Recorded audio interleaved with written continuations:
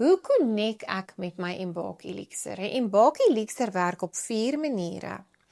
Hy werk deur in my vel, in my bloedstroom in te gaan, in my DNA en die trauma uit die selle van die nucleus te vat. So ek moet net toelaat dat die elixir my werk doen. Die tweede deel van konneksie is, ek sit hom aan my linkerhand, ek smeer hom aan, ek kyk na die naam, ek sê die naam in my kop. Soos wat ek my hande teen mekaar sit, 'n bakkie vorm, my oë toemaak en ruik, sê ek die naam van die elixir, en soos wat ek diep inasem en uitasem 4 keer, moet ek ruik, dit moet na my brein toe gaan,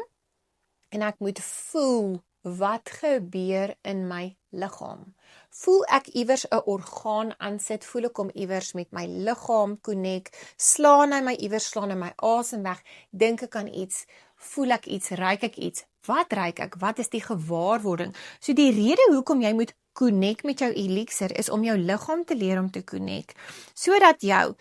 brein,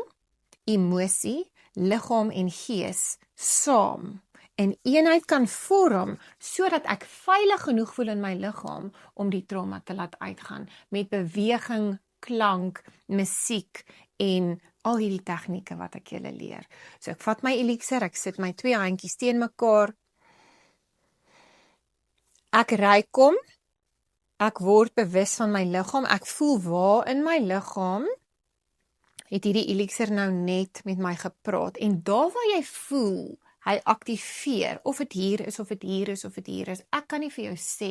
waar die elixir aktiveer nie, want waarever depressie, of enige emosie, of enige van hierdie 31 elixir gelok het, is baie spesifiek tot jou liggaam. Goed, wanneer ons kyk na die elixir en ek ruik hom, vat ek hom dan, ek haal diep asem, ek kalmeer my limbiese sisteem, ek kalmeer my oranje brein, en ek voel in my liggaam, waar het hy nou net geaktiveer? Dan vat ek my elixir en ek gaan smeer hom daar ook aan. So ons ruik, ek gaan smeer hom aan waar ek voel, en elke dag wanneer jy jou elixir ruik, kan hy dalk op 'n ander plek vir jou aktiveer, want ons weet nie waar in jou liggaam het die trauma gelok nie. So dis baie belangrik om die konneksiemetode te doen elke dag,